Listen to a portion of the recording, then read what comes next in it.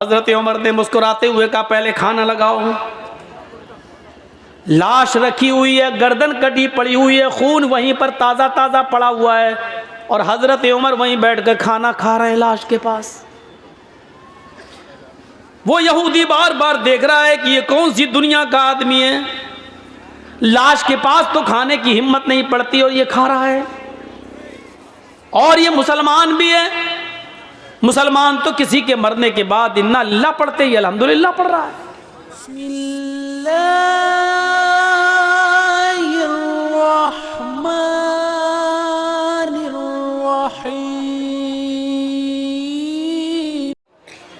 यही हजरत उमर है। आओ एक ऐसा वाक़या तुम्हें सुनाने जा रहा हूं जिस वाक़े को सुनकर हमारे ज़मीर जाग जाएंगे।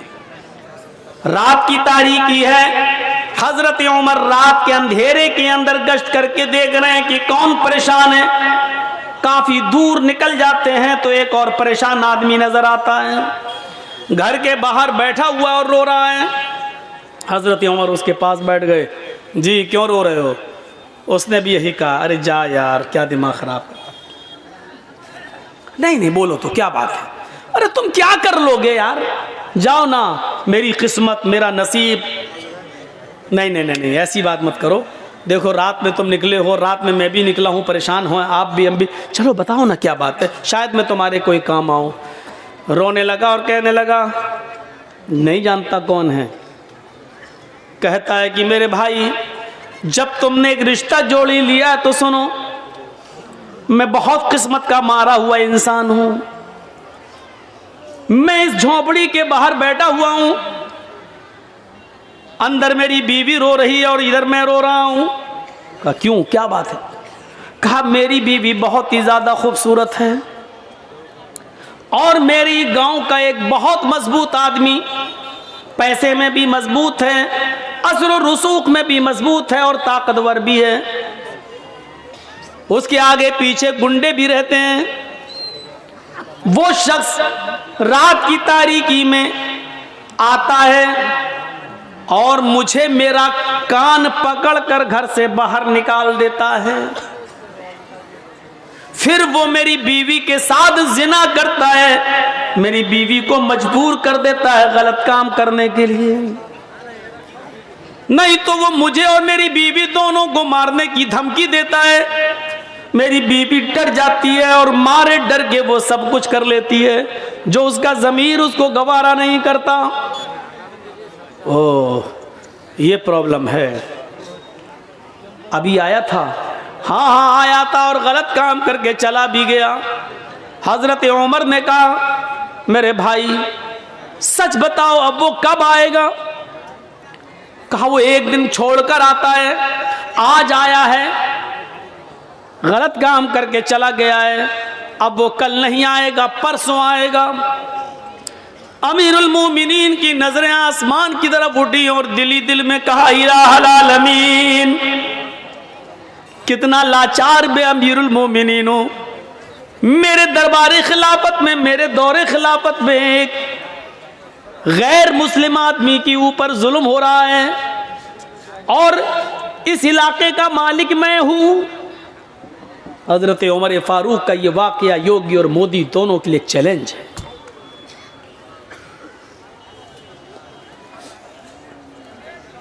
सोचें,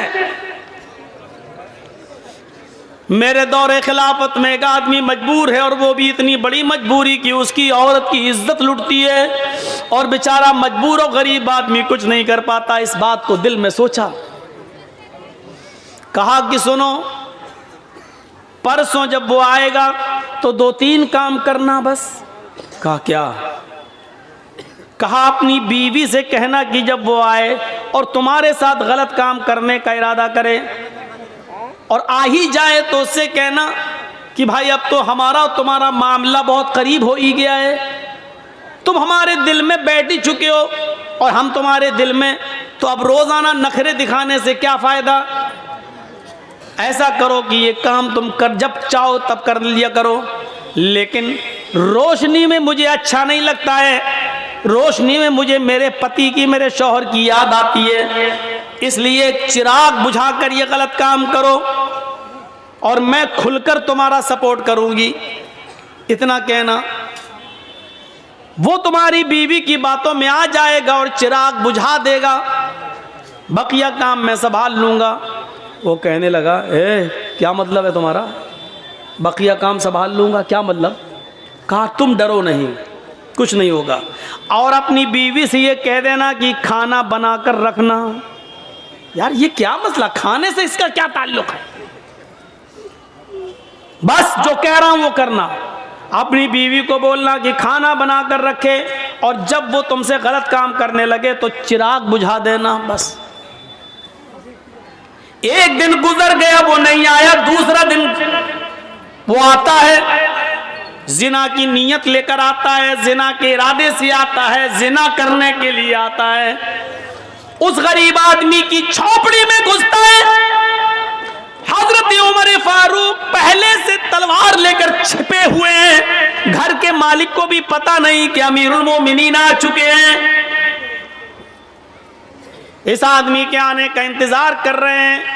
जब रात पूरी तरीके से अंधेरे में छा जाती है, तब यह शख्स अंदर जाता है, कान पकड़कर घर के मालिक को बाहर बिठाता है, चल बाहर चल, उधर चल, अंदर कर दी बाहर। खुद अंदर जाता है, चिराग जल रहा होता है।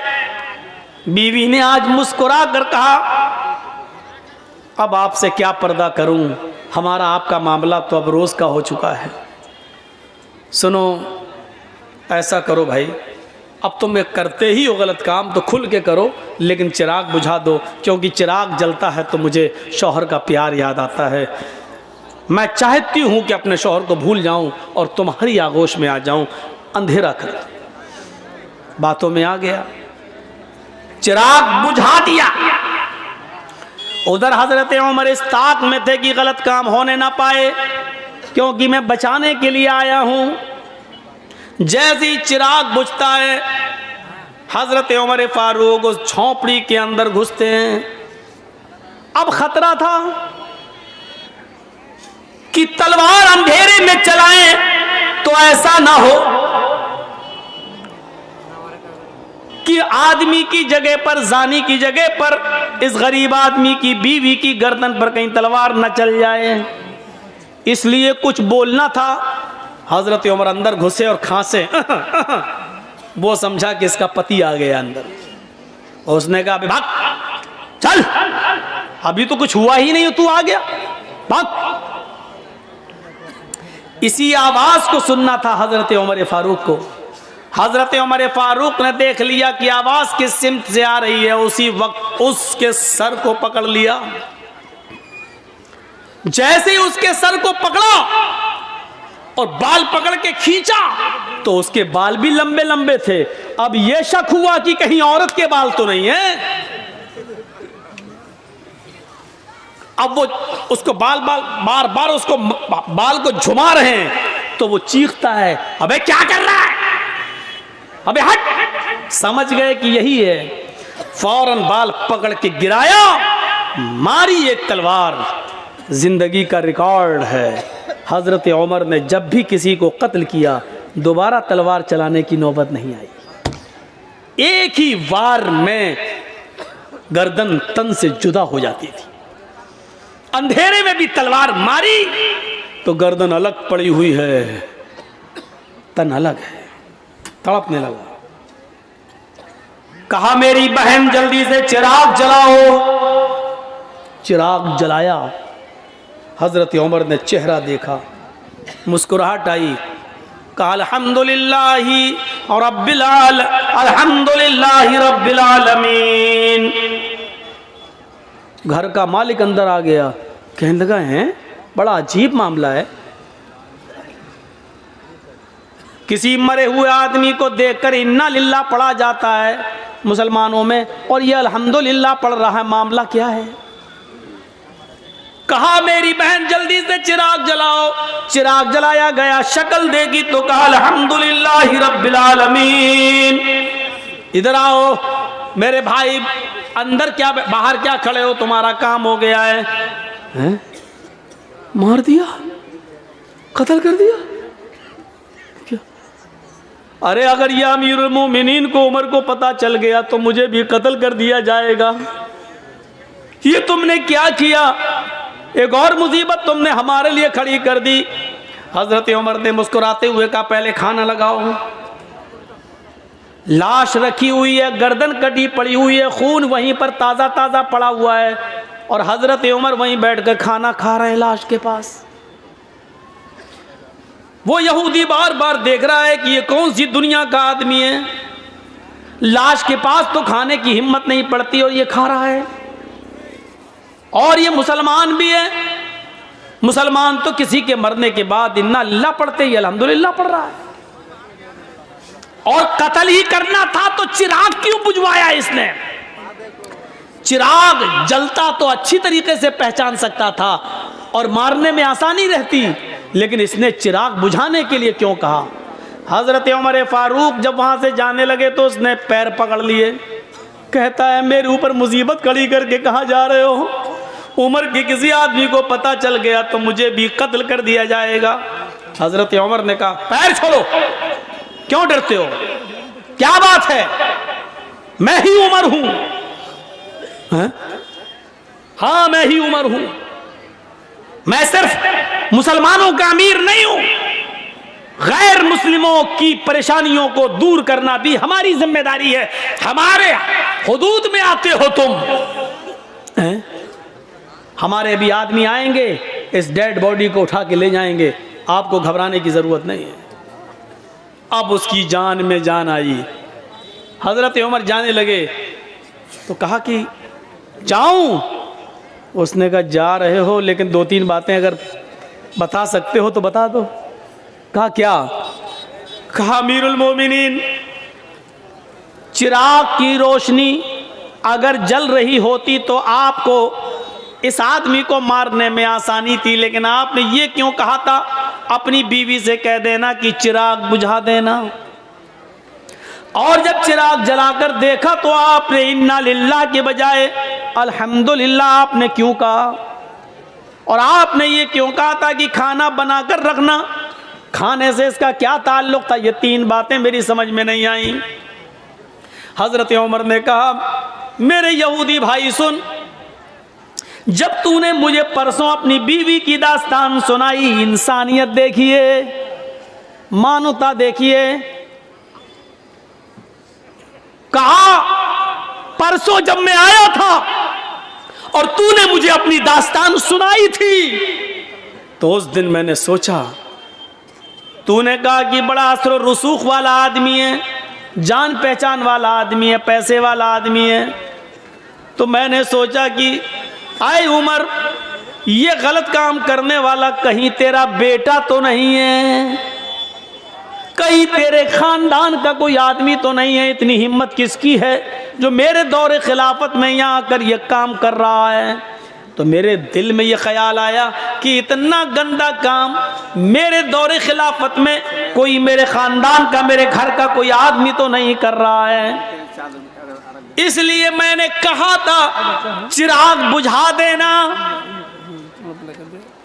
आए मेरे यहूदी भाई, जब मैं घर के अंदर घुसा चिराग बुझाने के लिए, इसलिए कहा था अगर चिराग जल रहा होता और ये आदमी या जिना करने वाला कोई और होता, मेरा करीबी रिश्तेदार होता, मेरा बेटा होता, और तेरे घर में जब मैं घुसता और चिराग जल रहा होता और मेरी नजर उसकी ऊपर पड़ती और उसकी मेरी ऊपर पड़ती, तो हो सकता अपना बेटा समझकर, अपना बेटा अपने बेटे को देखकर, अपने भतीजे को देखकर, अपने खानदान के किसी रिश्तेदार को देखकर हो सकता था कि मेरा गुस्सा ठंडा हो जाता और तलवार फिर मेरी उसकी गर्दन पर न चलती और फिर मैं तुझे मनाता कि कुछ ले दे के मामला रफा दफा कर लो। इसलिए मैंने चिराग बुझाने के लिए कह दिया था ताकि न मैं शक्ल देखूंगा ना उसकी शक्ल मुझे दिखेगी, तो तलवार चलाने में आसानी होगी। फिर मैंने उसकी गर्दन पे तलवार चलाई और जब गर्दन मेरे हाथ में आ गई तन अलग, तो फिर मैंने तुम्हारी बीवी से कहा बहन जल्दी से चिराग जलाओ, इसलिए कि मैंने ये देखने की हिर्स थी, लालच था कि देखें मरने वाला मेरा रिश्तेदार तो नहीं है। जब चिराग जला और उसके सर पर मेरी नजर पड़ी तो मैंने अल्लाह का शुक्र अदा किया, इसलिए कि अल्हम्दुलिल्लाह मरने वाला मेरा खानदान का नहीं, मेरा रिश्तेदार नहीं, मेरा बेटा नहीं, मेरा भतीजा नहीं, मरने वाला भी गैर मुस्लिम है, तू भी गैर मुस्लिम है, ये गलत काम करने वाला भी गैर मुस्लिम है। इस पर मैंने अल्हम्दुलिल्लाह रब्बिल आलमीन पढ़ा। तमाम तारीफें अल्लाह के लिए हैं जिसने जो दोनों जहान का पालनहार है, इसलिए मैंने अल्हम्दुलिल्लाह पढ़ा है कि मरने वाला मेरे खानदान का नहीं है। उसने कहा अच्छा खाना बनाने के लिए क्यों कहा? कहा जब तूने परसों मुझे ये दास्तान सुनाई तो उसी दिन मैंने कसम खा ली, उमर तेरे दौरे खिलाफत में यह आदमी परेशान है और तू आराम से कैसे खाना खा सकता है, तू कैसे पानी पी सकता है, तू मौज मस्ती के साथ कैसे रह सकता है। आए उमर, उस वक्त तक तेरे ऊपर खाना हराम है जब तक कि उस आदमी के लिए खाने के लिए रास्ता हमवार न कर देगा, जब तक कि इस आदमी को मारकर और उस आदमी को नजात देकर जब तक मैं फारिग न हो जाऊं तब तक मैं खाना नहीं खाऊंगा। मैं परसों से भूखा हूं, कल दिन भर नहीं खाया, आज दिन भर नहीं खाया। जिंदा रहने के लिए मैंने 1-2 खजूरें खाई और पानी पिया। मेरे दिल में यह था कि जब तक तुझे इस मुसीबत से नजात न दिला दूं, तुम्हारे लिए खाने पीने का रास्ता हमवार न कर दूं। जब तुम चैन से नहीं खा पा रहे हो तो मैं चैन से कैसे खाऊं? जब तुम चैन से बैठ नहीं पा रहे हो तो मैं चैन से कैसे बैठूं? इसलिए मैंने खाना नहीं खाया था। अल्हम्दुलिल्लाह आज मैंने पेट भर के खाना खाया। एक आदमी की मुसीबत को अपनी मुसीबत समझना, उसके दर्द को अपना दर्द समझना, ये इस्लाम है। इन्नद्दीन इंदल्लाहिल इस्लाम, अल्लाह की दृष्टि में, अल्लाह की नजर में सबसे बेहतर दीन इस्लाम है।